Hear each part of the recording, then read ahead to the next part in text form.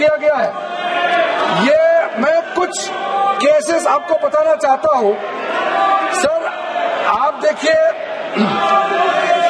Article 25(1) क्या कहता है, संविधान का अनुच्छेद आर्टिकल 25(1) कहता है subject to public order, moral and health and to the other provisions of this part, all the persons are equally entitled to freedom of conscience and the right freely to profess, practice and propagate religion. Sir, government किसी भी धार्मिक व्यवस्था को, किसी भी religious institution, कोई धार्मिक काम में हस्तक्षेप करने नहीं जा रहा है, ना ही वक्फ बोर्ड किसी धार्मिक स्थल की व्यवस्था में कोई भी तरीके से हाथ डालने का प्रावधान है, बिल्कुल नहीं है। सर आप अगर हम कोई नमाज, सर ये क्या झूठ बोल रहे हैं, ये कॉन्स्टिट्यूशन, हम कॉन्स्टिट्यूशन का प्रावधान पढ़ रहे हैं फिर भी झूठ बोल रहे हैं, ये कॉन्स्टिट्यूशन को नहीं मानते हैं। सर किसी मस्जिद का मैनेजमेंट को हम हस्तक्षेप करने का कोई इसमें प्रावधान। एक मिनट माननीय सदस्य, आप भारत की संसद में बैठे हो, गरिमा मर्यादा बनाए रखो, बैठे बैठे टिप्पणी मत करो। हाँ, आपको जब मौका मिलेगा आप अपनी बात कहना, बैठे बैठे टिप्पणी नहीं कर सकते, ये संसद की मर्यादा नहीं है, ऐसे नहीं चलेगा सदन। सदन व्यवस्था नियम से चलेगा।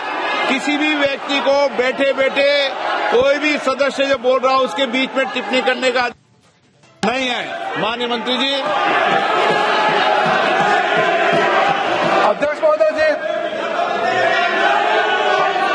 ये वक्फ बोर्ड का जो प्रावधान किसी मस्जिद, किसी मंदिर, किसी धार्मिक स्थल का व्यवस्था का कोई लेना देना नहीं है, ये सिंपली एक प्रॉपर्टी का मैनेजमेंट का विषय है। ये कोई मुसलमान अपना ज़कात देता है, फितरा देता है, उसको हम पूछने वाला कौन होते हैं? ये आपका धार्मिक भावना जुड़े हुए चीज है, सरकार का कोई लेना देना नहीं है। ये वक्फ प्रॉपर्टी का मामला है, लेकिन प्रॉपर्टी का मैनेजमेंट करता है, मुतवल्लिज करता है। ये आपको इतना बेसिक ये फर्क जो है अगर समझ में नहीं आते या जानबूझ करके आप नहीं समझना चाहते हैं तो मेरे पास इसका कोई इलाज नहीं है। अध्यक्ष महोदय जी, ये आपके माध्यम से मैं फिर से कहना चाहता हूं कि ये सर क्या ये ऐसा बहस नहीं होता है जी। आप लोग का तर्क रखने का समय में बोलिए, ये बीच में कमेंट पास करने से सर हमारा पॉइंट का फ्लो भी बिगड़ता है और आवाज भी ठीक नहीं हो, आवाज भी ठीक से नहीं जाएगा। आप क्या चीज को जवाब देंगे? सर इसमें मैं कई ऐसे केसेस है जिसको मैं रेफर कर सकता हूं, लेकिन सदन में 3 केसेस का मैं रेफर करूंगा तो दूध का दूध पानी का पानी हो जाएगा कि ये धार्मिक व्यवस्था से कोई लेना देना नहीं है। आपको मैं पहला एग्जांपल देना चाहता हूं, सैयद फजल पकुया Thangal versus union of India. इसमें क्या हाईकोर्ट का फैसला है? केरला हाईकोर्ट ने कहा The Waqf Board is a statutory body, pure and simple. It is not a representative body of the Muslim community. ये हाई कोर्ट का ऑर्डर है।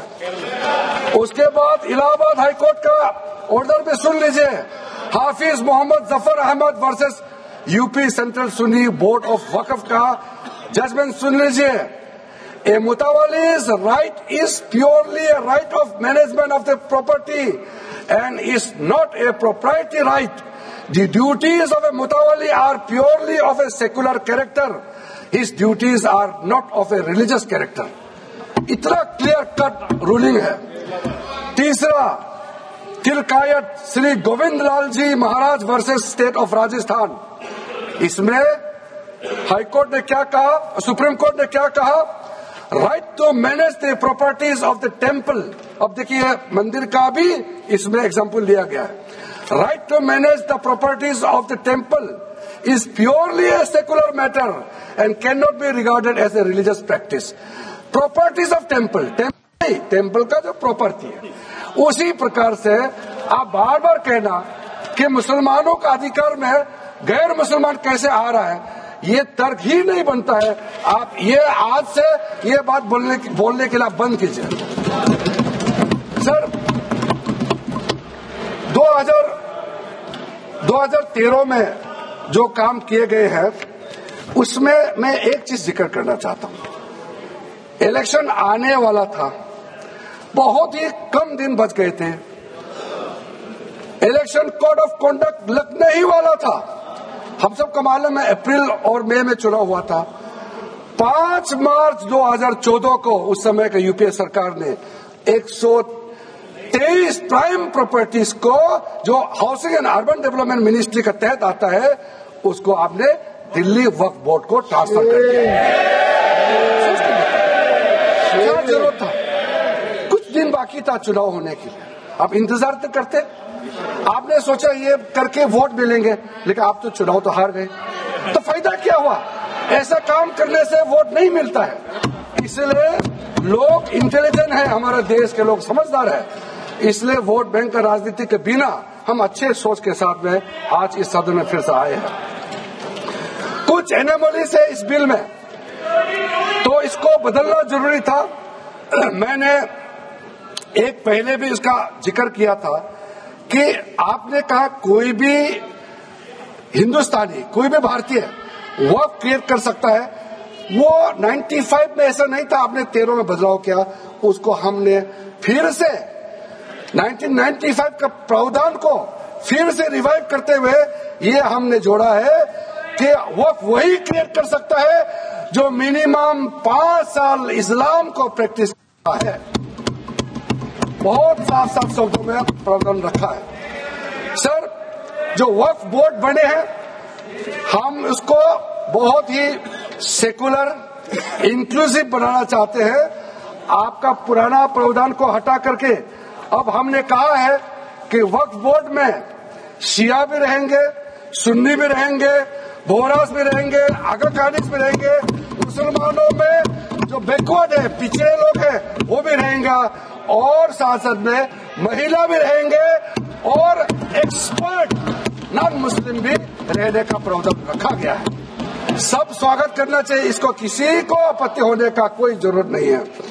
उसके बाद सर, मैं थोड़ा सा इसको विस्तार करके बताना चाहता हूं। मेरा ही खुद का एग्जाम्पल मैं देता हूं। मान लो मैं मुस्लिम नहीं हूं, लेकिन मैं माइनॉरिटी अफेयर्स मिनिस्टर हूं, तो मैं सेंट्रल वक्फ काउंसिल का चेयरमैन होता है।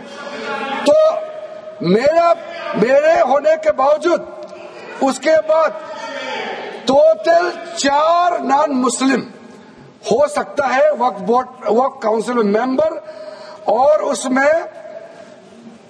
उसमें मैक्सिमम 4 नॉन मुस्लिम के साथ साथ में 2 महिला कंपलसरी है। 2 महिला होना ही चाहिए सर। उसके बाद सर स्टेट अभी आप पूरा वक्फ बोर्ड देख लीजिए, महिला कहाँ है? महिला को भी रखा ही नहीं है, वो सिर्फ बातें करते हैं। सर 22 सर मैं स्पेसिफिक बताना चाहता हूं। सेंट्रल वक्फ काउंसिल में टोटल 22 मेंबर्स में 4 नॉन मुस्लिम से ज्यादा मेंबर नहीं हो सकते हैं।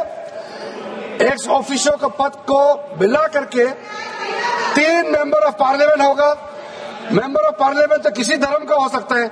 जब इलेक्शन करते हैं तो कोई भी धर्म का मेंबर ऑफ पार्लियामेंट या एमएलए बन सकते हैं। सर 10 मेंबर मुस्लिम कम्युनिटी से होगा, 2 फॉर्मर जजेस होंगे, सुप्रीम कोर्ट